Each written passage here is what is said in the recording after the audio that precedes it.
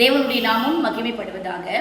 Lent நாட்களிலே வருகின்றதான இந்த முதல் ஓய்வு நாளில் கூட ஆண்டவரிடத்தில் நாம் எப்படி கிட்டி சேர வேண்டும் என்று நாம் தியானிக்கும் பொழுது, நியாயாதிபதிகள் 1ஆம் அதிகாரத்தில் 14வது வசனம், அவள் புறப்படுகையில் தன் தகப்பனிடத்தில் ஒரு வயல்வெளியை கேட்க வேண்டும் என்று அவளிடத்தில் உத்தரவு பெற்றுக்கொண்டு கழுதையின் மேலிருந்து இறங்கினாள்.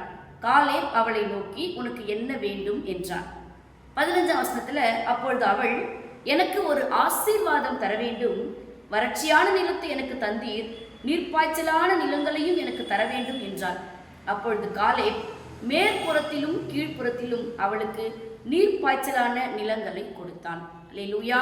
இந்த பகுதியை நம்ம படிக்கும் பொழுது உண்மையாகவே அக்சால் என்கிறதான காலேப்பினுடைய மகளை குறித்த ஒரு அழகான ஒரு செய்தி இங்கு சொல்லப்பட்டிருக்கும். இந்த அக்சால் திருமணம் செய்து கொடுக்கப்பட்டு கழுதையின் மேல் ஏறி தன் கணவனோடு கூட புறப்பட்டு போகையில் அவள் ஒரு காரியம் செய்கிறாள். என்னவென்றால், கழுதையை விட்டு இறங்கி தன் தகப்பனிடத்தில் ஓடி வருகிறாள்.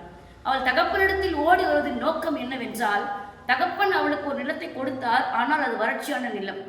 தனக்கு இருப்பதே போதும், திருமணம் ஆகிவிட்டது, நல்ல ஒரு வீரனை, ஒரு பராக்கிரமசாலியை நான் திருமணம் செய்திருக்கிறேன் என்றதான அந்த ஒரு திருப்தியோடு கூட அவள் அங்கிருந்து கடந்து செல்லாமல் தன் தகப்பனிடத்தில் ஓடி வந்து அவள் கேட்கிறாள், வறட்சியான நிலங்களை எனக்கு கொடுத்தீர், நீர்ப்பாய்ச்சலான நிலங்களையும் எனக்கு தர வேண்டும் என்று கேட்கும் பொழுது அவளுடைய தகப்பனார் அவளுக்கு என்ன செய்தார் என்றால், மேற்புறத்திலும் கீழ்ப்புறத்திலும் நீர்ப்பாய்ச்சலான நிலங்களை அவளுக்கு கொடுத்தான் என்று நாம் வாசிக்கிறோம். உண்மையாகவே இந்த அக்சாரிடத்திலிருந்து நாம் கற்றுக்கொள்கிற ஒரு மிகப்பெரிய பாடம் என்னவென்று சொன்னால், நாம் இருக்கிற நிலையில் அப்படியே இருந்து கொண்டு அவைகளை பார்த்து நொந்து கொண்டு வாழ்ந்து கொண்டு இல்லாமல், இருக்கிற இடத்தை விட்டு தகப்பன் கிட்ட ஓடி வந்து, என்னுடைய வறட்சி மாற வேண்டும், அதற்கான நீர்ப்பாய்ச்சலை நீர் தர வேண்டும் என்று கேட்கும் பொழுது உண்மையா எவ்வளோ ஒரு பெரிய ஆசீர்வாதம். மேற்புறத்திலும் கீழ்ப்புறத்திலும் நீர்ப்பாய்ச்சலான தோட்டங்களை அவள் பெற்றுக்கொண்டாள்.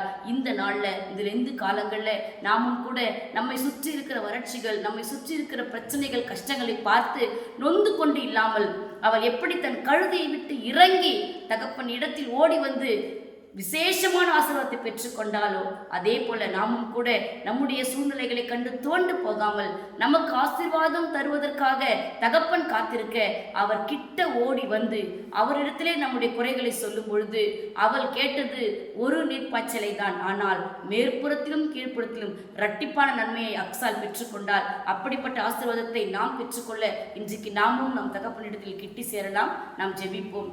எங்களை நேசிக்கிற எங்கள் அன்பின் பரலோக பிதாவே, இந்த நாளில் கூட அருமையான அக்சாலை குறித்து நாங்கள் அறிந்து கொண்டோம். அதே வண்ணமாய் இந்த லெந்து காலங்களிலே ராஜா, எங்களுடைய நிலைமைகளை பார்த்து நாங்கள் சோர்ந்து போகாமல், ஆண்டவரே, நாங்கள் தகப்பனாகிய உங்களிடத்தில் கிட்ட வந்து நாங்கள் ஆண்டவரே எங்கள் குறைகளை சொல்லும் பொழுது அவைகளை இரட்டிப்பான ஆசீர்வாதமாய் மாற்றி கொண்டு செல்ல கர்த்தர் உதவி செய்து, உங்களுடைய பிள்ளைகள் வாழ்வில் காணப்படுகிற எல்லா வறட்சிகள் மாறத்தக்கதாய் மேற்புறத்திலும் கீழ்ப்புறத்திலும் நீர்ப்பாய்ச்சலை கட்டளை கொடுத்து ஆசீர்வதித்து வழிநடத்த வேண்டுமாய் இயேசுவின் மூலமாய் ஜெபிக்கிறோம் எங்கள் ஜீவனுள்ள நல்ல பிதாவே, ஆமென். கர்த்தர் தாமே உங்களை ஆசீர்வதிப்பாராக. ஆமென்.